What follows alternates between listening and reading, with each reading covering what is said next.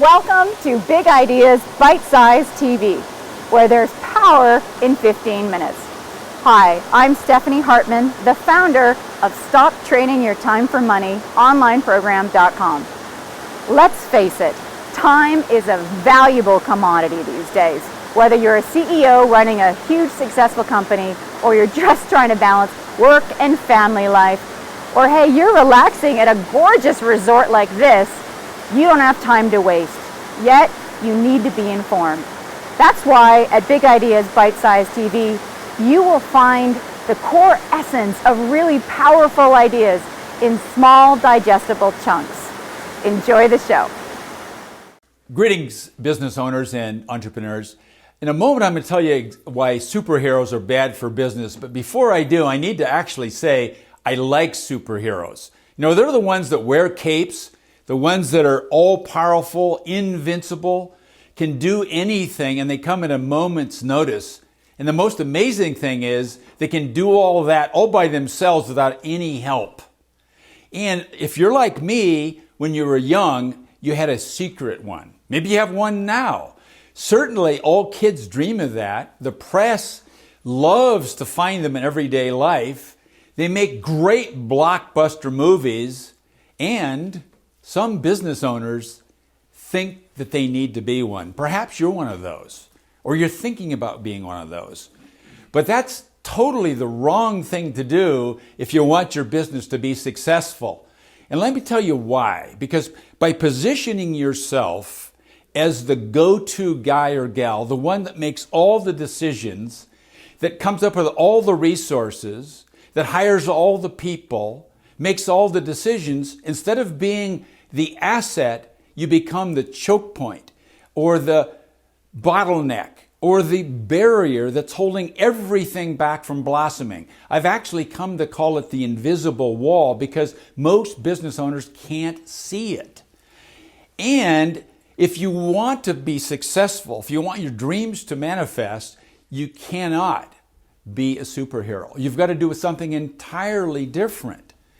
And let me tell you why I know this to be true. Because it's not something that they teach in business school. It's something that you learn from looking. Hi, I'm Bill Prater, and I've had over 4 decades in business in 3 different general areas. First, in corporate life with IBM, where I had several very successful positions.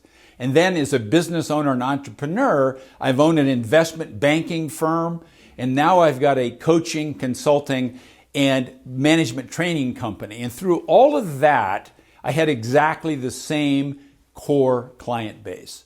And those are business owners and entrepreneurs that have $5 to $50 million businesses.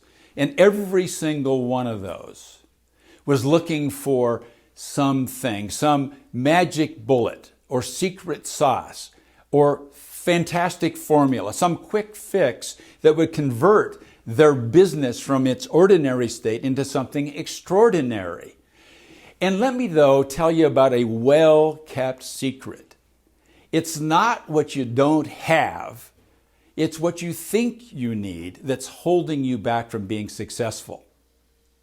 Now, to help you internalize this concept, let me tell you a story. And as I tell you the story, I want you to actually place yourself into the story. Be part of it. Don't be a casual observer. Don't just listen.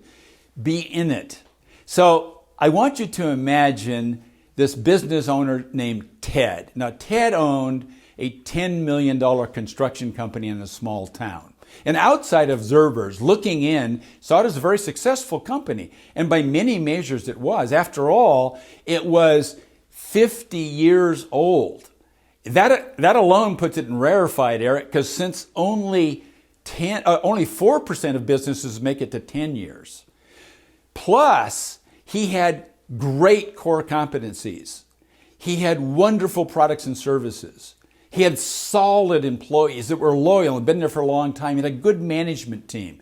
Outsiders were very envious, but on the inside, Ted was agonizing because he made far too little money. He worked too hard. He had too much stress. And most of all, he had no fun. And to compound that, His business had stalled out. It had topped out. For years, he was at the same sales level. No matter what he did, profits stayed the same. And worse, cash flow was erratic. So Ted was very, very frustrated. Others couldn't see it, but he was. So what did he do? Well, he did what most people tell him to do. He doubled down. He effectively put on the cape. So he went out and he talked to his friends, his advisors, consultants, and they all told him fundamentally the same thing. Ted, you need to raise some capital. You need better facilities. You need more space. You need to hire better people. You need management training. And the list went on and on. And I've been hearing exactly those same refrains for over 40 years. And there's nothing at all wrong with any of those things. It's just that they're not the secret. They're not the catalyst that makes success. It's something else. But Ted did not know that. So he doubled down again. And things got worse for him. He became frustrated and disenchanted and agonizingly concerned with what the future was going to look like because his goals were starting to erode away. But finally, one day, a friend of his and a client of mine who had everything that Ted wanted. He had money. He didn't work very hard. He had very little stress, and he had a joyful, wonderful life. Said, Ted, you need to meet somebody that people call the business alchemist. Now, when I first met Ted, about 3 days later, there was this actual line in front of his office. He had employees and customers and vendors and subcontractors literally lined up waiting to see the big guy. You know, the guy that everything went through. And now Ted couldn't see it. He couldn't see this wall that I could see. And so after a time, I told him about it. And he was floored and stunned. And I said, now Ted, here's the thing. Are you really ready to give up all this stuff that you've been taught, all those things you believe about how to run a business? Put that all aside and try something radically different, but something that's simple, easy, and has proven to work? What do you think he said? He said yes. So I introduced Ted to a long-dead Italian economist, a man named Vilfredo Pareto. And Pareto is known for the Pareto Principle, which is simply focus on the vital few and ignore the trivial many. But in keeping with our story, it means stop doing everything for everybody and instead become a master of a few things, a few vital things. And there's 3. So I said, Ted, number 1, you've got to create and live the vision. Number 2, you've got to establish and model a culture of winning. And number 3, you've got to learn to recognize and intercept entropy. So I said, Ted, look, if you're ready to give up control and focus on these 3 things, wonderful things are going to happen. So let me teach you exactly what I taught Ted. So number 1 is to create and live a vision. Now, a vision is an imaginary thing. It's something which could be. It's something which might happen. It's not a prediction. You're not a forecaster of the future, but it could happen. In order to do this right, you got to forget about everything that's happened in the past. You got to forget about now. Forget about what's going on around you. Forget about the resources. Forget what people are saying. Create this dream, and what you've got it created, merge it in with yourself. Become one with this dream. And I said, Ted, there's even more to this, because you've got to tell it to everybody you see.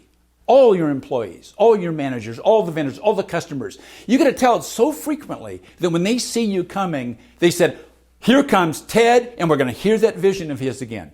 And that's good. But even better, Ted, is if they say, Ted, don't go there. I'll tell you what your vision is. And that's perfect. And that's number one, is to create and live this vision. And number two, you want to create a culture of winning, a successful culture. And to do that, first you got to know what culture is. So culture is the way people behave. It's the way things are done around here.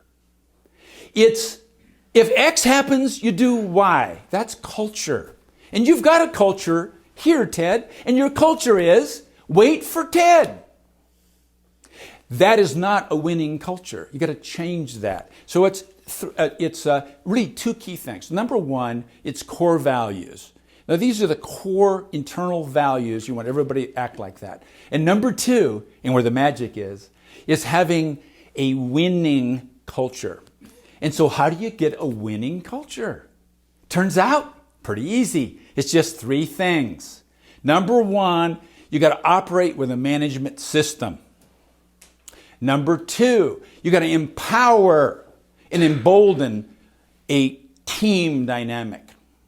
And number three, you want everybody in your organization, everybody that buys from your organization, everybody that supplies your company, all those people have to have a mindset, a certain mindset, and it's a mindset of total market domination. Sounds outrageous, doesn't it? So how do you do that? Number one, you've got to have this system. And it's this particular kind of system. If you've ever been to San Francisco and got on BART, you know what I'm talking about. It's a system that's reliable. You go to the train station, the train shows up and you get on.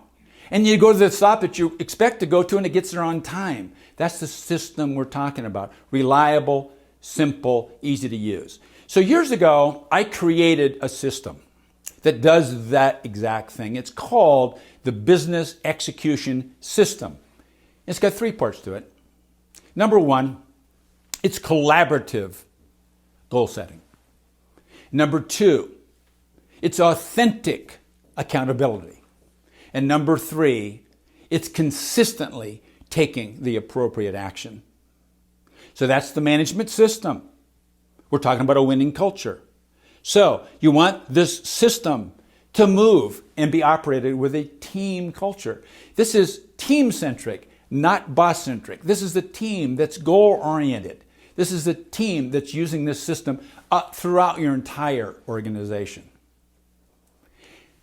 And then the third part of this winning culture is the way people think. And you want them to think in a non-dependent way. You want them to think, we can dominate this thing. We can be the absolute best. We can be the top. Somebody's the top. We can be there. So how do you do that? Well, you want them to know, understand, live and breathe the vision you created way back at 2 steps ago. Remember? So when they've got that in their mind's eye, then all the things they do are focused on getting that done every single day. So you might be wondering, how fast is this? Does it really work? Well, it works many, many times. Now back to Ted. Almost immediately, Ted made more money, worked less, had more fun.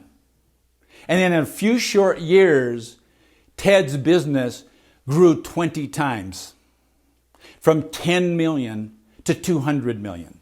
And he sold his business for 200 million. For most of us, that's enough for a good nest egg. Now, Ted's working in the last year of his 5-year employment agreement with the new purchaser of his company. But here's the really good part. This works all the time in all organizations of all sizes in all industries. So if you yourself are feeling bogged down, frustrated, mired, restricted, take off your cloak and just do these 3 things that I've told you about. Number 1, create and live a vision. Number 2, create a model of winning. And number 3, you've got to learn to recognize and intercept entropy. So, here's something you can do, though, right now. Get yourself a little pack of 3x5 cards, and on one side, write down your vision. And on the back, write down the one single thing you can do that day. And then, just repeat that on a daily basis. So, lastly, thank you very much for your kind attention and interest. Enjoy your journey to number 1. Thank you.